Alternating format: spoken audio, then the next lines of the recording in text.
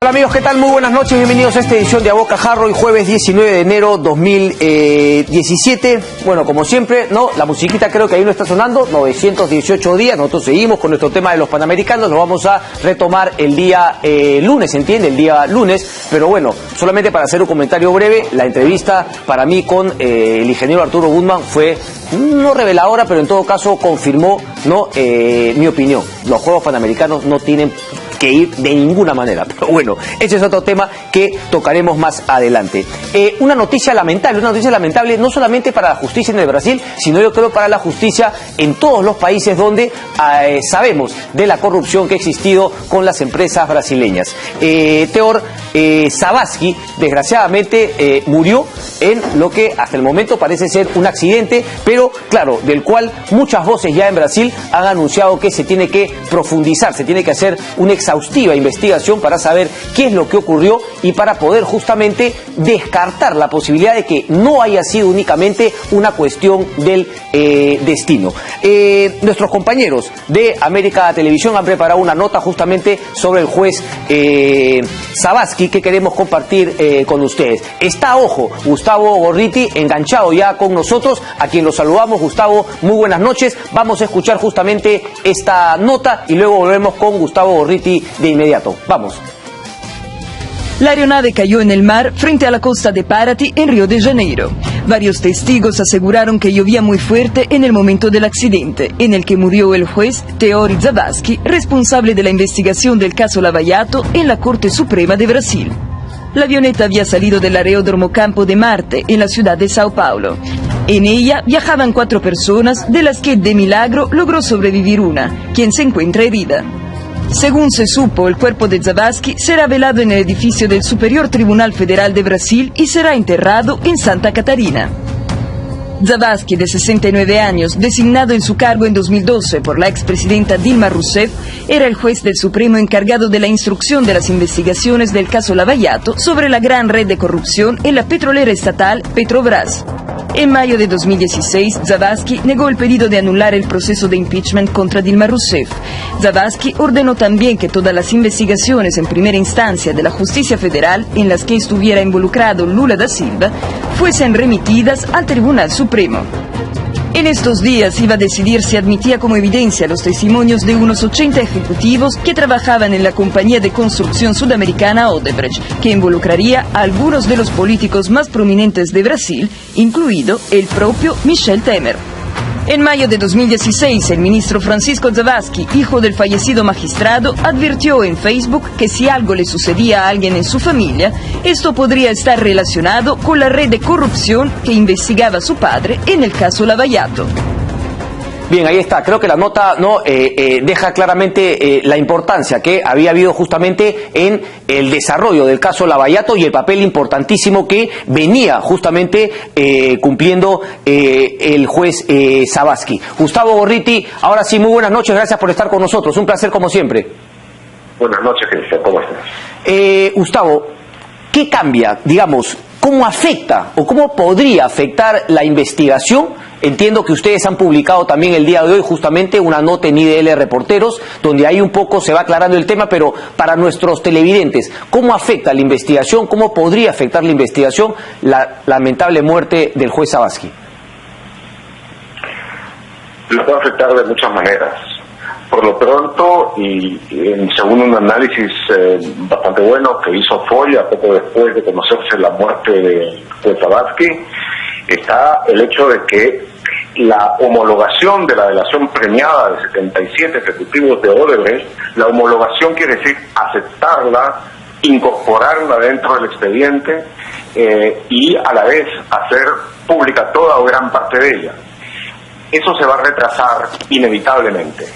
Eso estaba a cargo de Zavascki, que un miembro del Tribunal Supremo Federal, es decir, como la Corte Suprema de Brasil, que estaba a cargo como relator, es decir, el magistrado que tenía toda la responsabilidad como juez del desarrollo del caso Lava Jato. Y no solamente eso, él tenía la responsabilidad, aparte de monitorear, sobrevigilar el desarrollo del proceso, llevar a cabo acciones de instrucción judicial por su lado, respecto de aquellos que tenían fuero privilegiado, es decir, diputados, senadores, ministros, por ejemplo. Entonces, su posición era de extrema importancia, y lo último había tenido, como digo, la homologación de la primera etapa de esta mega delación, la de Odebrecht, y eso es inevitable que se va a interrumpir, por lo menos a postergar. Ahora, ¿dónde viene el peligro? Según lo que dice una ley, el que está encargado de designar al sucesor es el presidente, en este caso Michel Temer, que es un objetivo importante de la investigación de corrupción de Lavallato. Sí. Y obviamente Temer difícilmente designaría a alguien que vaya a construir como... ¿Gustavo? Entonces hay una posibilidad real de que haya un grado importante de sabotaje de todo lo avanzado en la investigación. Otra posibilidad, y que también tiene sostén legal, pero eso va a tener que ser discutido, y me imagino que va a ser eso parte de la crisis que se viene, es que la presidenta del Tribunal Supremo Federal designe a otro magistrado de los que ya están en este momento ya, para que se hagan cargo de del trabajo que tenía Sabatsky. Correcto. Para que pueda haber continuidad. Gustavo, pero a ver, quedaría claro si es que Michel Temer va a nombrar igual a un nuevo juez supremo, pero lo que queda la duda es que si ese juez supremo nombrado por Temer se abocaría a todo lo que venía viendo el juez Sabatsky. ¿Eso es así, correcto? Esa es una posibilidad legal. Otra posibilidad, de nuevo, es que sea la presidenta del Tribunal Supremo Federal quien nombre a otro magistrado supremo para que de forma inmediata se haga cargo de eso. Ok, pero quedaría claro, o sea, mi pregunta es un poco, ¿qué podría hacer la población? Teniendo en cuenta que en algunos momentos hubo también, digamos, una intención del Senado, creo que fue la Cámara de Diputados, tú me corregirás, también de alguna manera bloquear, ¿no?, las investigaciones que se venían dando justamente contra políticos involucrados en corrupción. ¿Qué podría hacer la sociedad brasileña para que efectivamente no vaya pues el juez nombrado por el presidente actual Temer ser quien se aboque al caso de justamente Lavallato? Bueno, Temer tiene en ese momento una popularidad del 10%, su desprestigio es obviamente muy grande. Brasil se encuentra en medio de una recesión económica, se han aplicado medidas de ajuste de control durísimos, de manera de que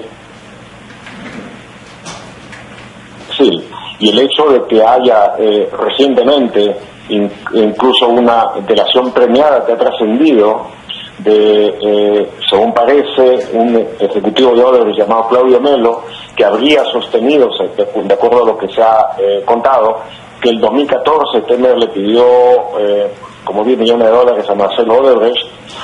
Eso obviamente le quita aún más posibilidades de actuar abiertamente. Yo creo de que habría una gran reacción social, pero queda por ver si sería lo suficientemente grande como para poder hacer frente a lo que se viene. En todo caso, hay una crisis que se va a desarrollar automáticamente a partir de la trágica muerte de Sabatsky, y esa podrá ser controlada por relativamente poco daño, si está en suerte, pero puede salirse fácilmente de control en otros casos.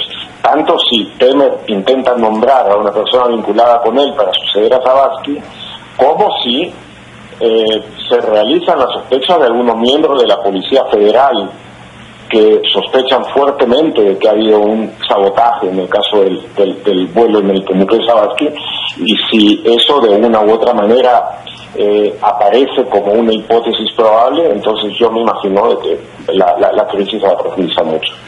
El caso del Perú, de los casos de corrupción en el Perú, quedan todavía,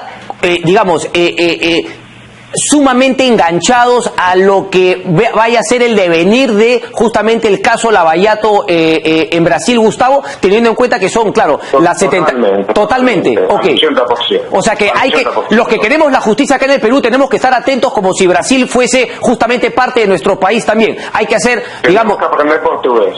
Tenemos que aprender portugués y estar muy cerca de lo que está pasando, porque es básicamente ahí donde está la mayor parte de la solución, Y hay otra parte importante de la solución que está en Suiza, donde, como he contado en el último artículo publicado en Carreta, en Nivel de Reporteros, estaba el servidor del sector de operación estructural Loderis, donde estaban guardadas todo el récord de las putras que tenían a nivel mundial. Okay. Solamente para, ahí estoy haciendo la comparación.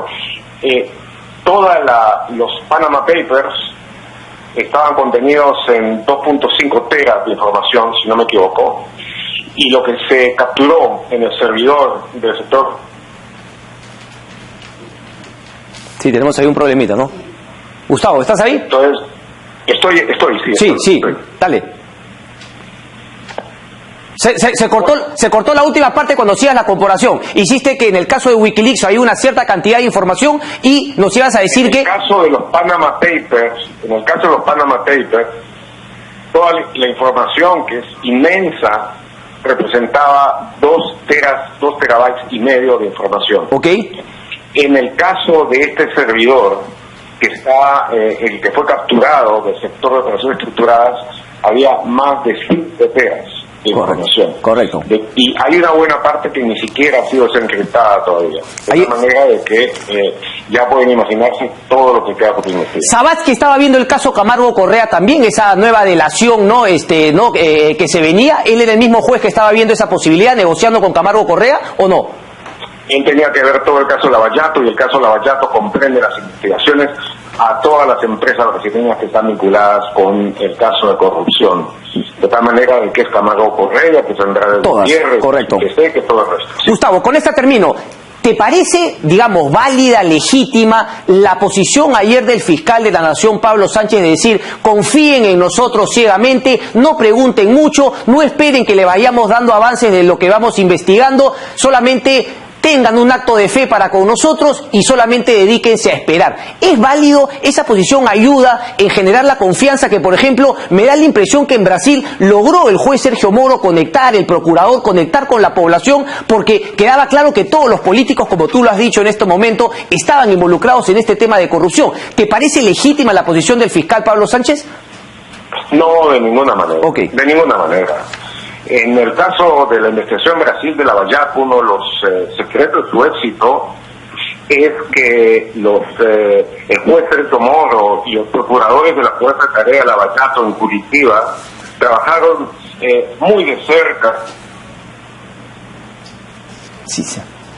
de Brasil, pero además pusieron a disposición de la sociedad civil una gran repositora de información en el momento en que era homologada precisamente por el magistrado Slovaski, se hacía pública. De manera de que cualquiera podía llegar, podía ver lo que se estaba avanzando, lo que se había logrado, y la sociedad brasileña, la sociedad civil de Brasil, en su conjunto participó y avanzó con eso. Lógico. Eso fue además otra gran medida de control social que permitió ver cuánto se avanzaba, que permitió medir la eficacia de los investigadores, que avanzaron con una velocidad notable, vertiginosa y sin perder control.